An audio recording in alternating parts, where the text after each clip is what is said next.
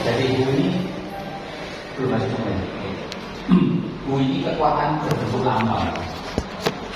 Biasanya kan wakil dewa tertentu. Nah, bunyi atau ini yang kita punya ini termasuk yang primitif, unik, nggak ada hurufnya. Biasanya kan dulu kan ada kepalanya, ada apanya, itu kan terus ada perintahnya, ya kan, terus ada macam-macam, terus ada kayak panah, kayak bunga gitu ya. Kalau panah itu biasanya untuk apa tuh nyerang, kalau bunga itu biasanya untuk apa tuh pengasihan kayak Pak rezeki, biar orang suka gitu. Yang ini unik. Kalau kita bandingkan dengan buku lain itu kesannya kan ini unik, mas kayak gambar. Ini buku kuno yang masih zaman kuno ya. Nah, ini kekuatan berbentuk lambang. Nanti di kita ini nanti kalau sudah naik wangi diajarin cara bikin bu. Jadi bu itu satu seperti ini ya. Ini punya desa lah ya. Ini kan ada namanya desa. Biasanya mewakili dewa tertentu, atau kalau saya bikin bu itu mewakili kekuatan saya. Itu bisa. Nanti jadi kita bikin bu gitu kan. Nah, kalau bu ini bu standar. Nah, kalau di buku Dumsu itu kan banyak sekali bu di buku Dumsu. Itu masih ada yang fungsi, ada yang tidak fungsi. Ya, tidak fungsi itu apa? Karena pejabatnya ganti. Jadi kayak menterinya ganti. Menteri A itu tanda tangannya seperti ini, tapi menterinya sudah ganti. Menteri A ini sudah tidak fungsi. Nah, kalau kita yang belajar Toinsu, kita nanti bisa tahu bukunya ini, oh ini masih fungsi, masih bisa saya pakai. Yang ini tidak fungsi. Cuma memang aliran toh kita ini tidak dalami, maksudnya tidak mengajarkan detail tentang buku. Kita tuh jadi aliran toh bagi dua, yang Tantimpai sama Bulupai. Tantimpai itu bejana obat ya, jadi kita melatih diri kita agar jadi dewa saya itu. Kalau yang pakai bu itu melatih pinjem kekuatannya dewa. Ya, buminya dewa siapa, buminya peperasi kita apa itu, dia mendalami itu. Kalau yang kita tuh fokusnya lihat saya punya kekuatan saya gitu, jadi agak beda. Kalau Cangkol itu banyak ke Bulupai, Bang Jun yang banyak ke Tantimpai. Kita dua-duanya bisa, cuman kita fokus banyak di Tantimpai. Bukunya kita tuh praktis nggak banyak, makanya ini tuh sembarang bisa. Jadi buku ini tuh bisa dipakai untuk berbagai keperluan. Nah, biasanya kalau kita mau pakai buku tinggal ambil aja. Ini cetakan biasa ya, stempelnya. Kadang langsung dibakar tuh langsung bisa. Nah, tapi kalau kita ragu, kita resmikan dulu. Cara resmikannya kita tiang heo kan di altar, ngomong. Jadi memilih kan 3 kali, jadi pemilih siapa? Apa Tesang atau Buddha Censen ini boleh diresmikan di berbagai altar. Altarnya Kongkong, Buddha Censen boleh. Setelah tampil hancur, terus kita bunyinya dicepit. Ngomong, baca jenjen ngomong. Tolong bu ini diberi kekuatan untuk apa? Misalkan untuk jaga rumah, atau untuk jaga diri di sementing dompet, atau untuk ngobatin orang, gitu kan? Misalkan. Nah, sudah gitu, nah diputar di atas Joshua. Tradisi kunonya diputar 9 kali. Tradisi kunonya. Kita hitungin 9, pokoknya putar aja lah. Tapi tradisi kunonya 9 kali. Nah, terus tradisi kunonya setelah diputar itu dinyos Joshuanya, ditancepin dan bolong. Untuk tanda oh ini sudah saya resmikan. Gitu. Zaman dulu cuma kadang-kadang nggak dibolong karena kesannya jelek gitu kan. Nah gitu. Nuka simpen atau tanggal di pintu kita tempel pintu kan gitu ya. Nah diganti kapan? Setahun sekali. Kalau misalkan Imlek, Sinja kan. Nah ini dicopot, terus rumahnya disiu, baru tempel yang baru. Cara siu nanti cara bersihkan rumah minta tolong yang wangi biasanya. Ya tolong yang wangi. Kalau berani ya nggak apa-apa, maksudnya ngadepin sendiri. Terutama kalau rumahnya nggak ada apa-apanya tuh kan berani aja dong. Kecuali rumahnya ada rumahnya gitu kan, ngambil yang wangi. Kalau rumah biasa-biasa sih aja biasa. Ya pakai bunga. Kalau punya teman wangi minta bocorannya sana ya. Mudah-mudahan baik mau bocorin gitu kan. Cara bersihin rumah. Nah kalau siu itu biasanya kita deal dulu sama sen roh-roh yang baik, suruh keluar dulu, dibersihkan dulu, nanti boleh masuk lagi misalkan gitu ya. Itu tergantung kebijaksanaan kita. Nah, kira-kira Bu gitu. Nah, kalau untuk diobatin itu ini boleh dibakar ya, atau kita misalkan besok mau ketemu orang, mau bisnis nih, ketemu orang malamnya lengkung ya, malamnya lengkung, besok aku mau ketemu orang, tolong dibantu agar lancar gitu kan, lengkung nih ya kan, lengkung ya, dan besok dilancarkan. Masih kurang yakin nih, pakai Bu nggak apa-apa ya. Dan besok mau ketemu orang, tolong dilancarkan ya Sen ya. Nah, puter 9 kali sudah, bakar aja langsung, jas bakar gitu kan. Nah, dan saya kan gitu ya boleh. Nah, terus kalau merasa aku kok mimpiku nggak enak ya, nggak pede kayak gini, nggak pede ya, sudah aku nggak pede nih, takut ada sesuatu, tolong diberi kekuatan untuk bersihin badan misalkan gitu ya. Barangkali ada yang negatif nih, habis itu ambil ember, dibakar nih, putar-putar, bakar putar-putar ya. Abunya nggak harus masuk kok, abunya dibuang juga boleh. Tapi kalau abunya jatuh, ya sudah, nggak apa-apa mendem. Terus dipakai apa? Mandi keramas, gitu kan? Mandi keramas, gitu kan? Nah, itu bisa biar, misalkan nanti ini nggak tenang nih, mandi keramas ini biar lebih tenang, gitu kan? Atau misalkan obatin orang nih, saudara sendiri atau apa, takut ganu, ya sudah dibuatin itu air kan? Kamu pakai mandi keramas, misalkan gitu ya. Kamu pakai mandi keramas gitu ya. Nah, zaman dulu kadang diminum. Nah, kalau untuk diminum ya abunya jangan masuk. Mungkin jangan masuk, minum aja. Mumpung masih baru, main-main boleh lah ya. Mumpung masih baru, ya kan, main-main mau praktek gitu ya. Misalkan abunya kecemplung, abunya kaki masuk, ya sudah. Abunya jangan ikut ditelan gitu loh. Suruh mengendak, airnya diambil, minum airnya saja, abunya dibuang gitu kan. Nah, apalagi zaman sekarang kan takutnya kan ada bahan kimianya gitu kan, ada yang bahan-bahan beracun takutnya gitu kan. Kalau sudah naik wangi sih memang ada cara untuk ngisi air dengan kekuatan. Nah, nanti kalau sudah wangi ingat-ingat ya, ketika ngisi air dengan kekuatan, jangan airnya ini airnya itu jangan yang terbuka. Ya, takutnya habis minum mencar-mencar nanti jadi dulu ngasih racun gitu kan. Nah, biasanya kalau air itu tertutup masih segelan. Ya, karena tenaga ini tembus. Jadi orangnya bawa air sendiri yang segelan diisi, misalkan kalau mau praktek jadi dukun gitu ya. Ya, nah, itu ya. Oke. Kita nggak dianjurin ya untuk pasang begitu. Jadi kalau kita bisa seperti ini tuh untuk siapa? Keluarga. Untuk keluarga sendiri yang darurat. Yang keluarga sendiri darurat. Kalau kita misalkan punya teman akrab, ini orang kayaknya ada yang ganggu, misalkan punya orang ada yang ganggu. Kita bisa juga pancing pakai air, ya, air yang tersegel, beli air yang masih segel aqua, terus kita sembayangin atau apa, tanpa dia tahu, yuk minum nih. Dia kan segelan, dia nggak tahu kalau kita mau ganti. Itu kan juga bisa. Jadi kita nggak harus ngomong. Kalau kita cukup punya kekuatan, itu kadang cukup salaman aja. Misalkan kita melihat teman saya dari ganggu gitu ya, kita cukup punya kekuatan, ya kan? Baca jenjang penagih dan apa, salaman aja, kamu sehat ngomong gitu ya. Padahal kita alirkan tenaga gitu, itu bisa juga. Jadi kita berbuat sesuatu itu nggak harus terbuka, kan kita nggak cari popularitas, gitu ya, misalkan gitu ya. Ini untuk kedepannya kalau sudah bisa. Oke, itu balik lagi soal Bu. Jadi biasanya di rumah itu setahun sekali diganti. Ya, oke ya, paham ya. Dalam ada yang ditanyakan soal Bu. Bakarnya biasa, jadi bisa dibakar, bisa ditempel, bisa dibakar biasa saja, bisa dibakar di atas air untuk mandi, untuk apa gitu. Ya, tinggal ngambil aja secukupnya. Minimal tuh satu di rumah, satu di dompet, satu lagi simpan untuk suatu waktu. Ambil 3. Ya, satu pasang di rumah. Waktu towing mungkin udah dikasih ya. Satu di dompet, satu dipakai untuk jaga-jaga, taruh aja di altar. Masukin amplop, taruh di altar kita gitu loh. Suatu waktu ada darurat malam, misalkan gini. Malam itu anak kita sakit, yang kita sampai panik gitu loh. Panik itu sudah. Bakarin dulu, airnya diusap-usapin. Sapu-sapin misalkan, panas aku. Nah, kalau sudah gitu kita tetap harus pakai nalar. Nah, begitu disapu-sapin, ngomong sama saya, ini malam aku ke dokter susah, tolong darurat dijaga sih. Ya, begitu udah pakai air diusap-usapin atau mungkin airnya campurin dikit ke susunya misalkan gitu.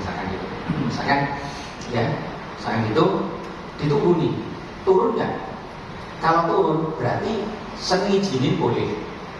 Tapi kalau sudah pakai diusap-usapin makin parah, artinya sudah cepat-cepat jangan ditunda.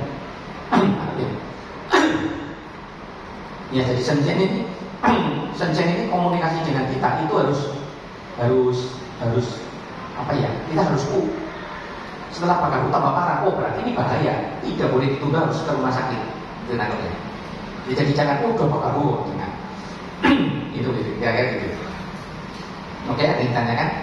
Jadi jangan, makasih. Jadi tetap pakai nalar. Untuk darurat bisa. Tapi begitu darurat tambah parah, artinya ini bahaya, harus cepat dibawa segera. Ya. Oke ya. Terus kalau kita ada orang lain, Bu, kita mau ngetes kan tinggal dipegang ini kan. Goyang enggak? Atau pegang ini kan goyang enggak? Kalau terasa ada kekuatannya nih gitu kan. Nah, kekuatannya kan aman ya. Kalau iseng gitu. Kalau ternyata nggak ada kekuatannya, jangan ngomong. Nanti yang bikin Bu marah, yang punya Bu kecewa. Ya. Kita kan kepengen aja, habis dari Loders nih punya air, coba lihat ada kekuatannya nggak gitu kan. Boleh kok. Mainan iseng-iseng boleh. Jangan digenggam, bacain tutoi jangan. Itu nanti netral ya. Maaf ya. Saya dulu nggak tahu saya pertama towing itu ada teman yang punya ake, punya apa dari Banten, dari mana. Kan pada mainan tuh digenggam gitu. Caranya gimana? Isinya macan katanya gitu kan. Isinya gini, ada macam-macam gitu kan. Saya kan nggak tahu caranya gimana. Saya kepengen lihat macan juga kan. Macannya kayak apa? Kita istilah macan. Terus dipegang aja Pak, dipegang katanya, dirasain. Pak pegang doang ada. Tak pegang doang ini. Rasanya gimana? Rasain kalau lihat ternyata isinya keluar katanya. Marah-marah katanya isinya. Jadi begitu genggam ini tuh tenaganya lari semua. Tapi orangnya tahu loh, Pak, itu isinya keluar semua Pak katanya gitu. Nah jadi kita ini hawayangnya tuh kuat. Ya, apalagi kalau sering latihan sama matahari, itu kuat sekali. Pegang ini lepas, jangan, ya baik. Ya. Karena dulu saya begitu karena nggak ngerti, senang mainan aja. Dulu lucu. Saya ketemu paranormal itu tuh, saya lihat ini, tanya sama Sen. Masa ini sakti sungguhan gitu kan, mendadak di mata saya jadi kecil. Masih hebat saya. Dulu itu waktu saya ikut belajar tawisud itu rada aneh gitu ya. Jadi kalau ada dukun itu saya senang.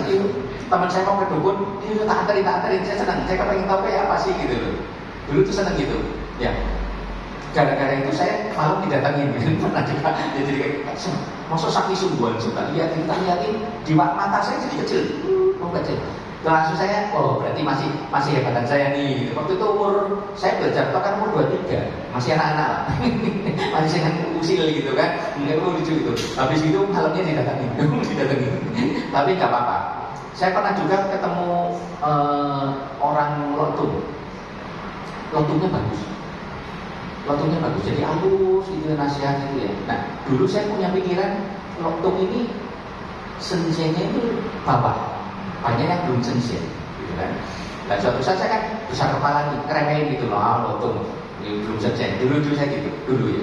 Ternyata malah didatengin itu yang itu Lotung ini bagus. Wujudnya kayak yang anggur malaga orang tua gitu. Terus pada saat ketemu itu baik sekali, hatinya tuh baik sekali. Saya nggak ada apa-apanya. Lah saat itu saya merasa hebat ya. Ternyata ada arwah-arwah suci itu yang ingin nolong orang. Ya, walaupun banyak yang aneh-aneh yang palsu ya, cari duit ya. Tapi kalau ketemu yang beneran itu hebat. Yang ketemu beneran, saya pernah ketemu sekali yang beneran kualitasnya lumayan loh. Saya dalam hati saya tuh gak ada apa-apanya dibanding dia. Bener-bener hatinya tuh sakit gitu. Saya pernah ketemu sekali. Yang kalau yang lainnya kebanyakan itu acting, kebanyakan itu kejiwaan. Ya, kebanyakan itu.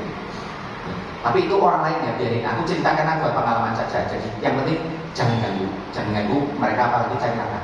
Kalau Bu ada yang negatif ya? Ada. Ngecek ini. Ya sama aja. Nanti kita bisa tahu. Jadi nggak enak. Nanti kita bisa tahu kayak lingkam itu ini negatif. Karena kan mungkin ada ilmu tertentu yang kayak ceritanya Cangkau itu, yang naklukkan iblis jadikan anak buahnya kan. Hawanya beda. Siluman kan hawanya beda ya. Ya. Tapi nggak apa-apa, kita ada mufassal. Ya, ada mufassal. Ada mufassal itu dampaknya gede. Ya, dampaknya gede. Ya oke, Bu ini oke semua ya, udah tahu ya. Ya oke, sekarang kita mulai latihan.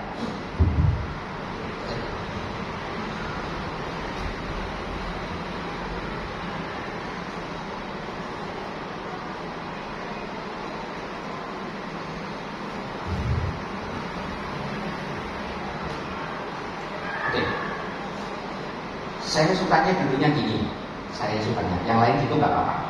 Nggak apa-apa. Ya. Jadi nggak apa-apa. Ya. Ini terus kemudian kalau bisa kan dari nah ini kan ini lebih tinggi ya, lebih stabil. Kalau di kasur boleh diganjel, gitu kan? Nah, ini oke. Oke. Nah, baca senyum pertama itu atas kepala ya. Biasakan di atas kepala. Ini juga baca senyum, terus baru gerak. Oke, baru gerak. Oke. Nah, kalau nanti gerak sudah selesai, terus mendadak diam. Diamnya dirasakan semangat atau rileks. Kalau semangat berarti jikung, kalau rileks berarti cinco. Nah, kalau yang awal-awal biasanya cinco. Kalau cinco, nah biasanya kan gini, cinco. Nah, tangannya kebanyakan tuh boleh begini. Kalau orang tua kebanyakan begini. Terakhir ini nempel, taruh sini. Ya, taruh sini. Kalau Buddha gini. Nah, kita pakai gini boleh-boleh, kalau nggak. Walaupun ada formasi tangan lain yang seperti ini, macam-macam itu nanti tergantung mufassal. Tapi yang standar umum, kalau nggak gini, ya gini. Ya, ini. Nah, kalau misalkan gerak, oh diam gini ya. Oh ternyata rileks. Nah, begitu rileks diam ya. Diam. Nah, rileks berarti cinco. Cinco dari dasar apa tuh? Melepaskan kesadaran dari dimensi fisik. Ya. Nah, berarti yang pertama diselesaikan apa? Fisiknya dulu. Berarti rileks ini fisiknya selesaikan. Ini yang enak. Fisiknya tidak boleh ganggu. Ya, selesaikan dulu. Oh, nyantai rileks. Jadi kalau udah enak. Nah, terus mulai dikendorkan dari kepala, kendor semua nih, udah semua, udah kena, ya kan? Hatinya dibikin happy, sedikit senyum, jangan cemberut saja. Jadi kalau cinco ini kalau hidupnya penuh masalah susah. Saya belajar tahun ini 6 tahun naik Bangki. Saya waktu itu di Sukabumi, saya punya teman di Jakarta, bos plastik. Papanya bos plastik, dianya salah satu vice directornya bank, ya kan? Mau belajar tol, ya kan? Telepon sama saya, ayo kalau kamu mau belajar datang Sukabumi, datang beneran ke Sukabumi. Naik BMW datang, ternyata bos, tak jelasin tol. Dia belajar tol, disuruh tol. 3 tahun naik lagi, iya dong. Saya jam 7 harus mandi ke kantor jam 8. Dia jam 12 harusnya baru nyampe kantor. Anak buahnya banyak. Ya kan, nggak mikirin duit, ya lebih cepat toh. Jadi ekonomi itu ngefek, kecuali kita mau jadi suhu-suhuan, masuk ke satu daerah jadi suhu, nyumbang, ya kan, bisa latihan, ya kan, baca cari duit, suruh nyumbang umatnya, kita dibiara aja, gitu. Cuma kan kita bukan jenis itu, kita kan jenis yang kita harus cari duit, gitu loh, nggak boleh gantungan duit dari umat, ya beda, orang tahu itu beda. Ya, jadi agak susah. Nah, ini begitu gini, tenang, rileks sudah rileks ya. Pikirannya parkir di ujung hidung. Tidak usah maksakan lihat ujung hidung. Kalau orang bule hidungnya mancung enak. Kalau kita pesek pusing lihat ujung hidung. Ya kan? Kalau orang bule nggak apa-apa ujung hidungnya panjang. Kita susah. Dirasakan aja. Oh di sini ya, parkir. Pikiran parkir ya, parkir. Nah, metode pertama mutus pikiran, lari tarik lagi. Ya, jadi setelah fisiknya rileks semua, sudah ini tenang gitu ya, pikirannya parkir, lari tarik lagi. Ini namanya memutus pikiran. Ya, memutus pikiran. Ya. Oke, lari lagi. Yuk, coba bayangin dulu. Sekarang parkir aja dulu gitu. Udah, parkir itu. Bisa nggak? Relax tenang, matanya dipejamkan, rasakan, lari, tarik lagi. Gitu, tenang, nyantai, relax gitu ya. Relax.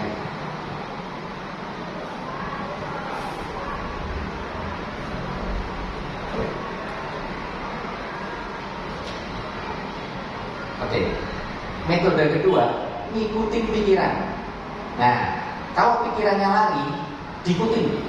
Jangan dimusuhin. Ayo, kalau pikirannya lari, diikutin aja. Jadi pikiran jangan dimusuhin, diikutin aja. Pikiran jangan peduli, diikutin aja. Mikir A, mikir B, diikutin aja sudah. Ikut. Jadi jangan dianggap musuh pikirannya.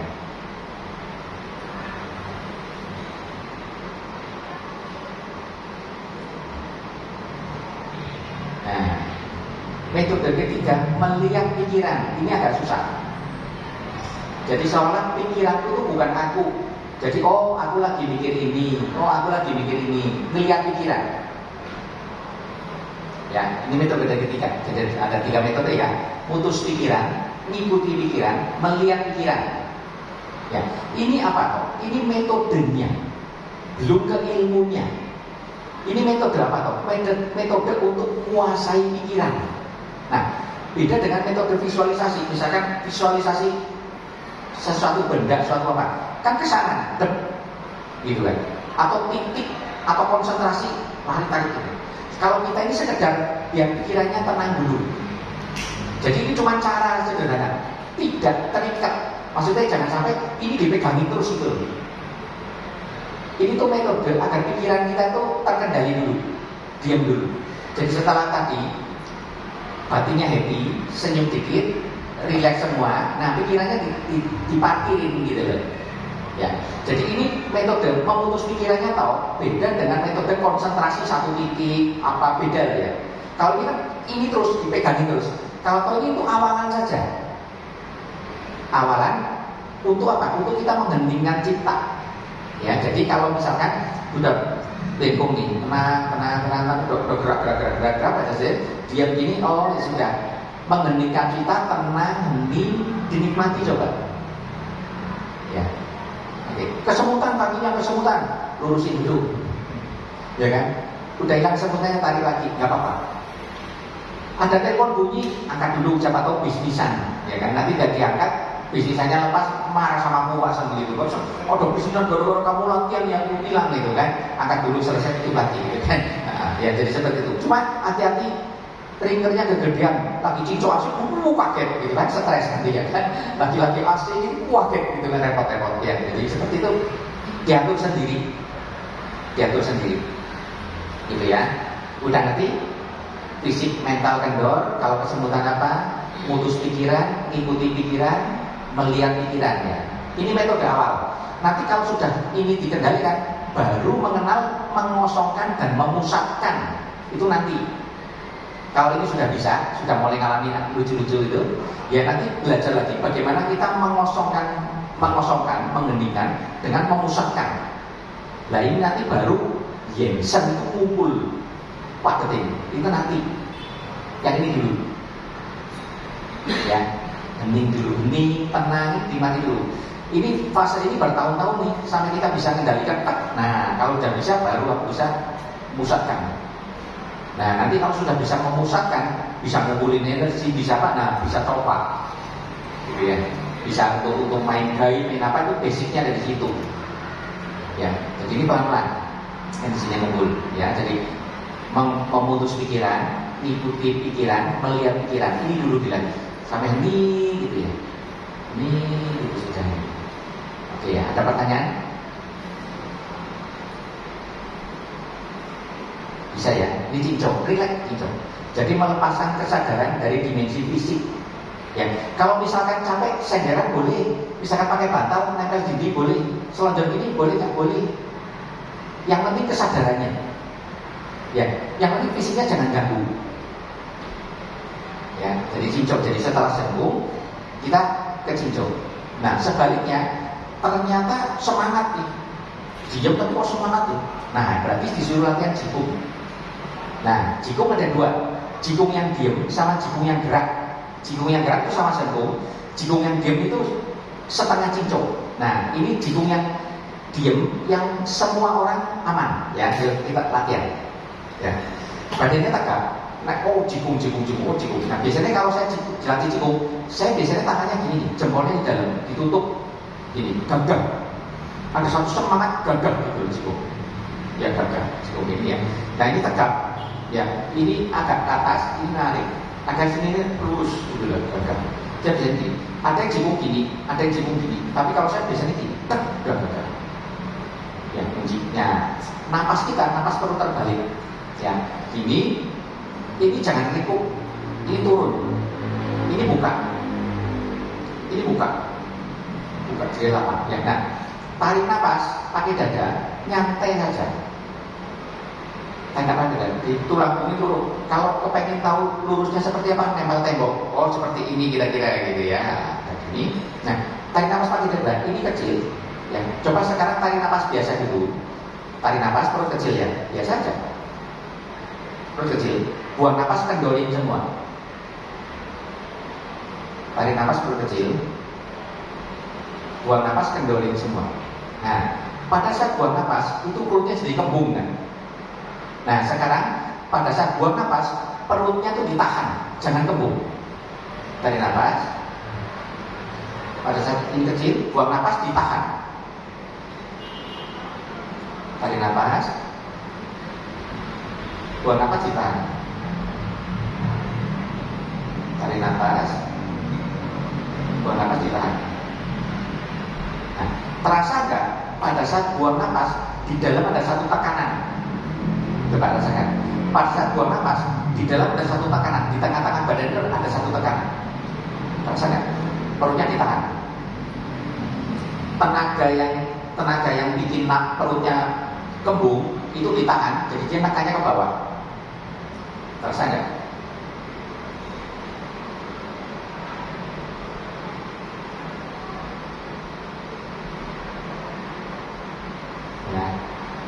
Oke.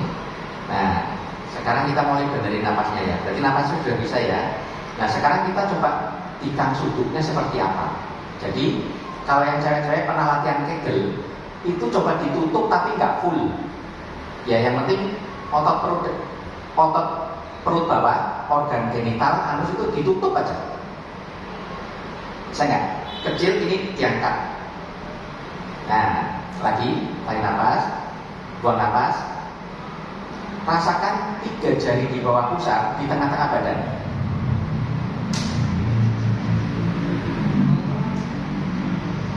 Tiga jari di bawah pusar di tengah-tengah badan.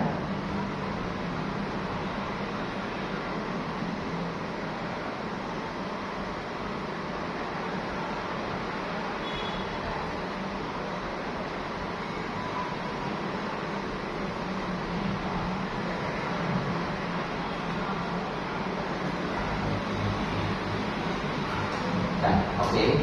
Nah, ini tuh jijen tanten yang paling sederhana. Ya, jijen tanten yang paling sederhana. Jadi napasnya ini kan biasa saja. Yang penting sudah otomatis tarik napas pasti perutnya kecil. Pada saat buang napas perutnya ditahan. Terus ini dikunci. Tapi kuncinya tidak full ya, asal nutup. Ya kan? Nah, 3 jari di bawah pusar tengah-tengah badan itu tanten. Nah, itu kayak kita dipompa. Setiap gembus itu kayak terus ya. Nah, lakukan ini konsentrasinya di mana berarti tangan. Ya kan? Kalau tadi cincong kan ujung hidung. Kalau ini di tangan. Itu ya. Nah,